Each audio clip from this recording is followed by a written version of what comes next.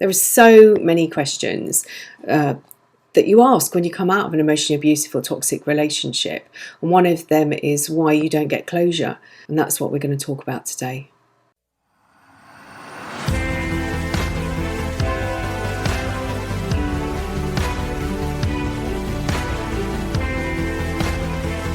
Hello, my name's Elizabeth Goddard from Revive Your Soul.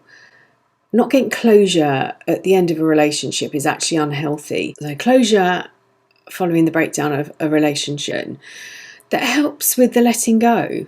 But this was far from healthy. And there are so many reasons why you're not going to get closure. And we're just going to look at a few today.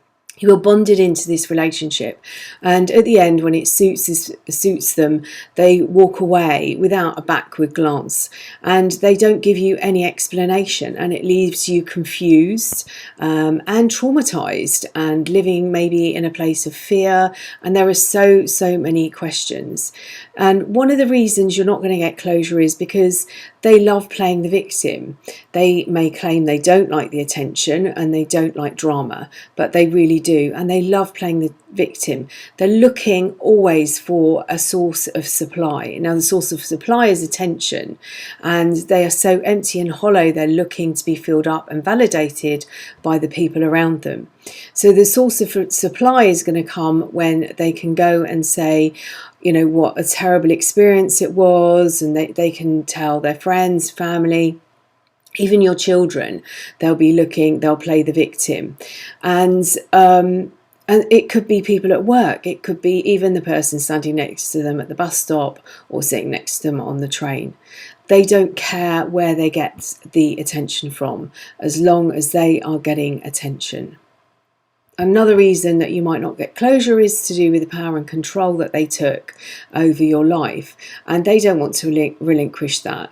So giving you closure would be handing you back the power and control. They are enjoying seeing you in pain, and they are, and it's giving them validation that they still have control and have power over your life. There's another reason, could be that they've actually secured a new source of supply, so that's attention, somebody to replace you. This might have been going on a while before you actually got to the point of the final discard, and they needed to make sure that they were securely hooked and bonded in place, and so they can't give you that. They can't give you closure. They can't risk you finding out. And actually, especially if you're learning and understanding who they really are, they certainly can't risk you going around telling people. And they can't risk that their new source of supply is going to find out before they've really bonded. They're also telling everybody how crazy you are. They're playing the victim, and this was all your fault. During the discard stage and during the devaluation stage, they highlighted what was wrong with you, because there was nothing wrong with them. And if you were to turn around, bring up their behaviour, they turn back into victim mode. And why would you say such awful things to them? This is all about power and control. This is about damage limitation from their point of view. This is about them not being able to take responsibility for any role that they played in this relationship. They're certainly not going to admit to you or anybody else who they are, what they've been up to, and that's why you're not going to get closure. Closure requires honest, non-judgmental communication, and nothing about your relationship was honest. The foundations were weak. They were, even if you had foundations, you were bonded. You might have seen the red flags at the beginning of the relationship, or might have seen some during the relationship, but they had excuses.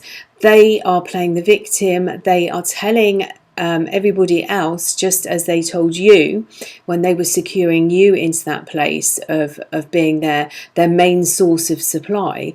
They're telling everybody now how awful you are and how crazy you are. It does not suit them in any way to give you closure. Now, this is all about you understanding the role that you played, about understanding the cycle of abuse, understanding the childhood wounds that you have and the childhood wounds that they have. You don't have to fully understand their wounds. This isn't about them now. This is about you.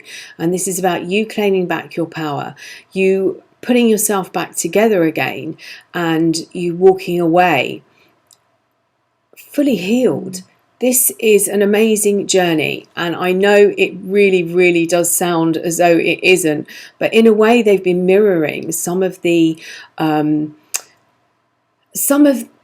trauma that maybe you've experienced, the childhood trauma that you've experienced. They've been able to mirror that to you, and they're highlighting some of the wounds now that you can heal. And this is like taking the grit and turning it into gold for you.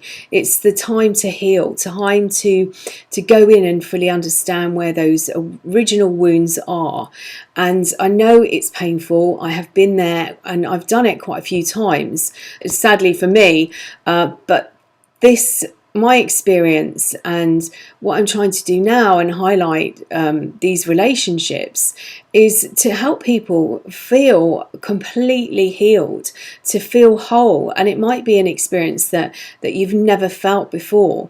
You might have had abandonment wounds from childhood that you're unaware of, that you weren't aware that they were there, and they've come in, and these relationships are highlighting, they're mirroring back what you need to heal.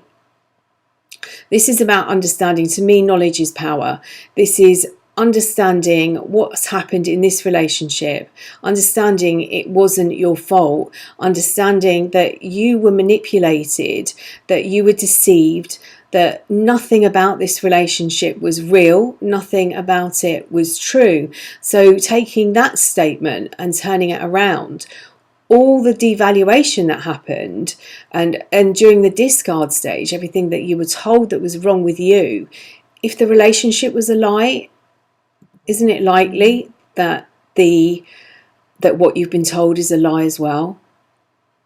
Everything they've done is to protect themselves. This is all about protecting the persona, protecting their damaged inner child, their insecurities. The reason they use this cycle of abuse is to trap you and to trauma bond you, because they're so afraid of you abandoning them. And yet that's what they do at the end of the relationship. When they've sucked everything out of you, they discard you and they just walk away. So this is your time. This is the perfect opportunity. And I appreciate if you don't feel that it is at this point a gift, but I hope at some point you will, over time, and you'll realise how far you've come. I remember being a complete wreck and, being drained emotionally, physically, spiritually, mentally, financially. I was nothing left. I had absolutely nothing. And that was possibly why I was discarded, because there was nothing. I had given absolutely everything over. There was nothing more. And yet the demands for attention and the neediness was still there. And I wasn't able to do that. I wasn't able to fulfill that role. So a new source was secured and I was discarded. But it was the biggest gift that I have ever been given. And it was taking myself and treating myself in a way that I'd never been taught to treat myself. And this is your time. Take yourself out on dates. Take yourself out for coffee. Read books. Have lovely long baths. And I know there's this massive pain and this massive gaping hole because you've given everything over. You do not know what to do with yourself. You've got so much time on your hands. But this is the time to meditate, to read, to do whatever you want, but certainly to heal, to go in and track those wounds down and heal them. I hope you take this opportunity to do that. It is so worthwhile.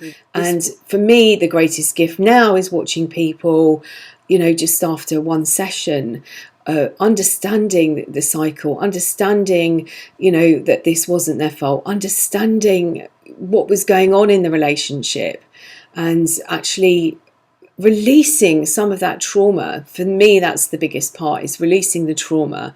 The trauma bonding is probably the first thing you really need to do if you're just starting out on this journey. It's calming the body down. The flight, fight, fawn and freeze responses, those stress responses have been possibly, that the hormones of surging around your body and maybe have been doing that for years without respite. So calming and releasing the trauma bonding, and then calming the body down as much as you can. And if that's just a few minutes, taking yourself off somewhere quietly and just giving yourself the space to do it. Salt baths are amazing. Candles, and whatever you really want to do. It doesn't have to be expensive. Particularly, I found myself, I'd been stripped of my finances and I had no money, absolutely no money left. And so doing things that were free, I found, like yoga on YouTube, and I meditated anyway, but I found it very difficult during those first few months, even the first year, trying to turn off the chatter in my brain. This is your time. Find guided meditations. Take yourself out for a coffee on your own. Treat yourself.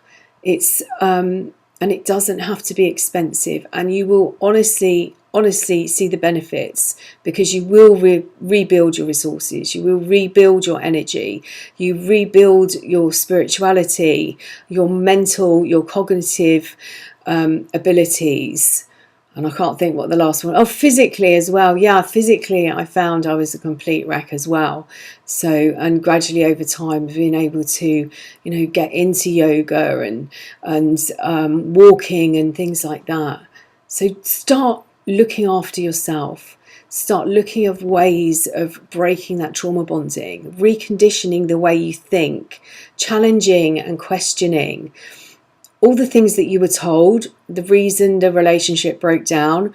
During that idealization stage, they were telling you how amazing you were and the things they loved about you. You were soulmates. And all of a sudden, you're not there. All of a sudden, they start turning those things against you and they don't like them. And that leaves you in a place of confusion. How can one minute they love this about you and all of a sudden they don't? Listen to their language. If you're still in the relationship and you're querying it, listen to the language. If it changes, if they start using a different language, there's more than likely somebody else in the frame. There's more than likely. So whether they're a short-term source of supply, or they're aiming for them to be their main source of supply, listen to the way they talk, and just watch them.